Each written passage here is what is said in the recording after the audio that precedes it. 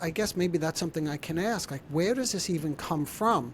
Like, some people probably would say it comes from the relationship because if you're in a narcissistic or toxic relationship, part of that is there's the devaluation, right? It's not all blissful and idyllic, right? That there are, of course, moments, many moments of where you're feeling completely diminished or devalued in some way.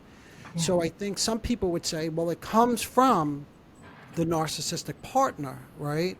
And I'm wondering if that's the way you see it. I know in my field, we like to think of history a little bit more and say that it's probably a little deeper than that. But I guess in just from the mindfulness perspective, is it like where is it coming from, or does it not really matter? I guess as long as we're trying to be self-compassionate. Yeah, it's a great question. I think it maybe goes back to whether or not it matters. I think goes back to that idea of the square, right? And Mm, like how much this is impacting your experience. If you're running into this again and again and again and again and again, where you're devaluing yourself or you're having the tendency to just really be harsh. I think that's a point at which, like from a mindfulness perspective, we can let it go all day long. But if it keeps coming, that's a sign that we need to dig a little deeper, you know. And as you're oh, okay. suggesting, look at it from like a historical standpoint. Try to understand why maybe this is tripping us up continually, or why it's Yeah. getting in the way of our growth.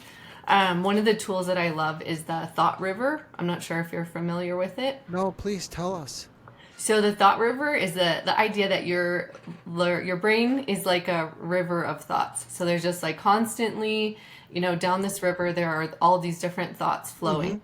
And we don't always know like what's upstream from, you know, like the thought river is being populated by like our history, our Yeah. experiences, all of those things. And so we at any point in the day might find ourselves like kind of drowning in the river of our thoughts, and like we're just like kind of, you know, trying to come up for air, and we're just Mm-hmm. getting like whacked around by all these thoughts that are just floating down the river. At any point in time we are able to stand up and like walk to the side of the river and sit down on a rock and watch the thoughts go by. Mm, So in that moment, we become the observer of our thoughts instead I of the see. victim of our thoughts.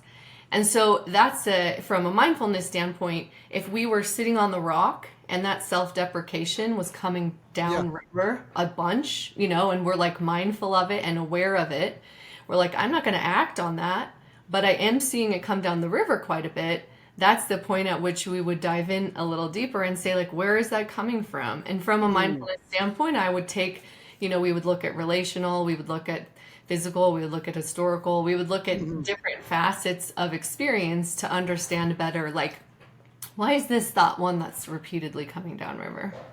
That's interesting, and I could imagine when they're in it, it must be so hard, to actually sit on the side of the river because I could imagine somebody saying, like if they're saying, "Oh, I'm not worthy of a better relationship," right? Yeah. That they can then find the proof that they're not worthy, right? Or I'm such a loser, or I'm a bad person. Then they find the proof of that.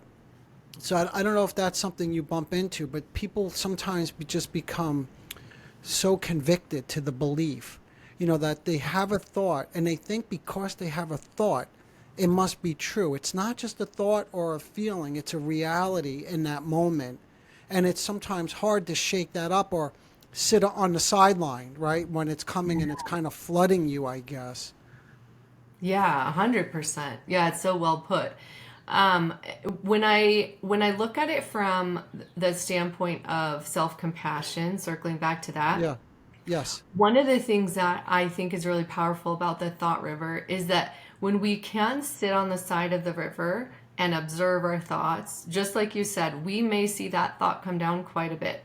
Hmm. One of the beautiful things about this practice is that we can learn to ignore certain thoughts and, you know, control, like focus our attention on the thoughts that are serving us and let Mm. the ones that aren't float by.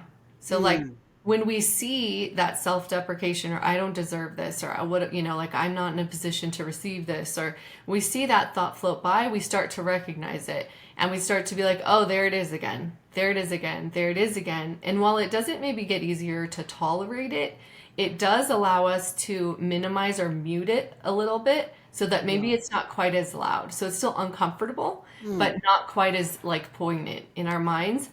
And when we right. can do that and kind of see the patterning that we're working with in terms of our thoughts, what we start to notice is the other thoughts in the river.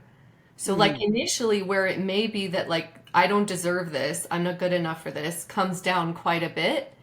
That's all we're seeing. If we give it a minute and we kind of wait, what we start to see is like there's a chance that this could turn out differently. Or this person seems like they may have some skills that would be different than my ex. Or mm, in this situation, I may have acted in a way that like shows some growth. Right? Like there's other thoughts in there. It's just a matter of which ones we're paying attention to. And when we're right. trying to heal and when things feel really uncomfortable, those thoughts are so prominent, right, in our experience and in our consciousness. Mm-hmm. But when we can let them float down the river, we start to become aware of the other thoughts that are there. And when we can start to focus on and choose those thoughts and give them our attention, then it gets easier and easier to let the ones about us not being good enough float I by. see. Yeah, I was going to actually ask you about how does one even begin, to develop this self-compassion, but I think this is it, right? This is the beginning. If I Yeah. could just pull out two words that you used as you were talking, which is let them. In other words, let them go by, and that's what I guess creates the space